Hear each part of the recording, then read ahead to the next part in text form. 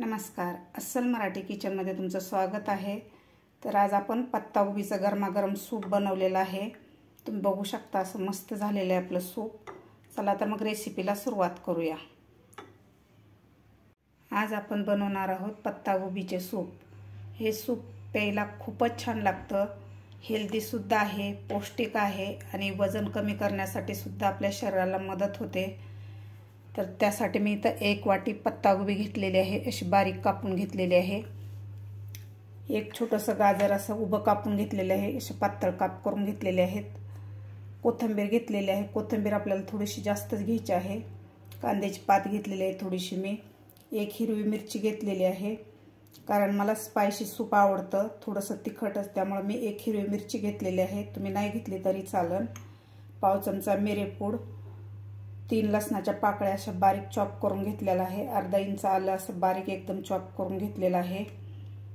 अर्धी शिमला मिरची घेतलेली आहे एकदम बारीक कापून। पातीचा कांदा घेतलेला आहे मी तर, आणि चवीपुरतं मीठ, आणि 1 चमचा आपल्याला कॉर्नफ्लॉवर लागणार आहे। तर आता आपण सूप बनवायला घेऊया। सूप बनवण्यासाठी मी इथे एक कढई ठेवलेली आहे। कढईमध्ये मी 1 चमचा तेल घेतलेला आहे। तेल आपल्याला कमीच वापरायचं आहे, मी 1च चमचा तेल घेतलेला आहे। या ठिकाणी तुम्ही साजूक तूप सुद्धा वापरू शकता। आता यामध्ये घालायचं आपल्याला चॉप करून घेतलेला लसूण, चॉप करून घेतलेलं आलं आणि लसूण आपल्याला हे परतून घ्यायचं आहे। गॅस आपल्याला मोठाच ठेवायचा आहे। आलं आणि लसूण थोडंसं फ्राय झालेलं आहे। आता यामध्ये घालायच्यात आपल्याला भाज्या। त्या अगोदर आपल्याला हिरवी मिरची घालायची आहे। हिरवी मिरची सुद्धा आपल्याला थोडीशी परतून घ्यायची आहे। मिरची सुद्धा व्यवस्थित परतून झालेली आहे। आता यामध्ये घालायचे आपल्याला पत्ताकोबी, गाजर, शिमला मिरची,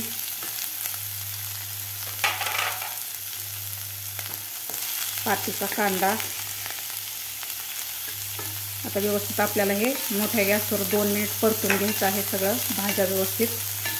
गॅस आपल्याला मोठाच ठेवायचा आहे, कारण आपल्याला भाज्या जास्त नरम करायच्या नाहीत, अशा क्रंची राहिल्या पाहिजे भाज्या। 2 मिनिटं व्यवस्थित परतून घ्यायच्या आहेत भाज्या आपल्याला। हे आपल्या व्यवस्थित परतून झालेले आहेत। मी पातीचा कांदा घेतल्यामुळे भाज्याबरोबरच घातलेला आहे। तुम्ही दुसरा जर कांदा घेतला तर तुम्ही थोडासा तेलामध्ये फ्राय करून घेऊ शकता कांदा। व्यवस्थित क्रंची झाले आहेत आपल्या भाज्या।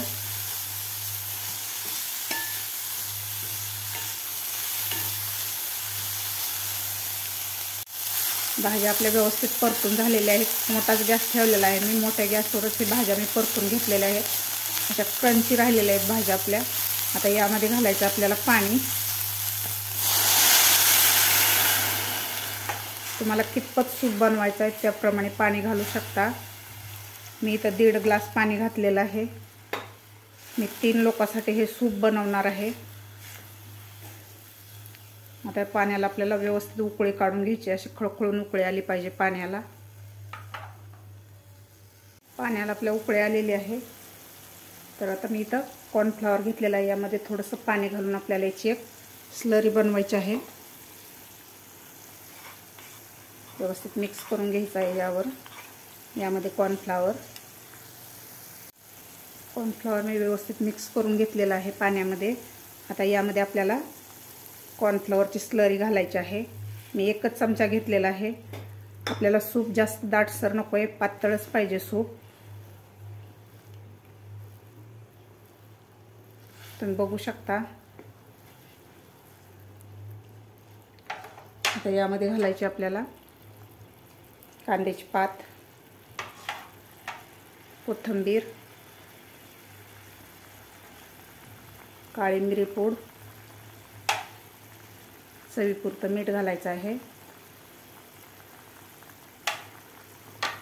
तर व्यवस्थित आपल्याला याला हलवून घ्यायचं आहे। आता आपल्याला हे 2 ते 3 मिनिट हे सूप चांगलं उकळून घ्यायचं आहे। सध्या थंडीचे दिवस चालू आहे, तर गरमागरम सूप प्यायला खूप छान वाटतं आपल्याला। तुम्ही संध्याकाळच्या जेवणाच्या जागी सूप जरी पिलं तर पोटसुद्धा भरतं आणि वजनसुद्धा आपलं कमी होतं या सूपनं। आता हे 2 मिनिट आपण हे उकळून घेऊया सूप। कॉर्नफ्लॉवर घातल्यानंतर मी 3 ते 4 मिनिट हे सूप शिजवून घेतलेलं आहे। तुम्ही बघू शकता याची कन्सिस्टन्सी अशी मस्त झालेली आहे, जास्त पातळ पण नाही आणि जास्त जाड। कॉर्नफ्लॉवर घातल्यानंतर मी 3 ते 4 मिनिट हे सूप उकळून घेतलेलं आहे। असं मस्त दाटसर असं झालेलं आहे, जास्त घट्ट पण नाही आणि जास्त पातळ पण नाही। याची कन्सिस्टन्सी बघू शकता तुम्ही, असं मस्त झालेलं आहे। तुम्हाला आवडत असेल तर यामध्ये थोडासा पुदिना किंवा थोडंसं थंड झाल्यानंतर लिंबाचा रससुद्धा घालू शकता आवडत असेल तर। असं मस्त झालेलं आहे आपलं सूप, गरमागरम आपलं सूप तयार झालेलं आहे। आता खाली काढून याला सर्व करून घेऊया। गरमागरम सूप आपण सर्व करून घेऊया। असं मस्त झालेलं आहे सूप, तुम्ही बघू शकता।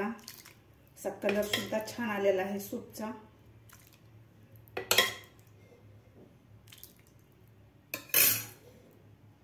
तुम्ही बघू शकता गरमागरम आपलं पत्तागोबीचं सूप तयार झालेलं आहे।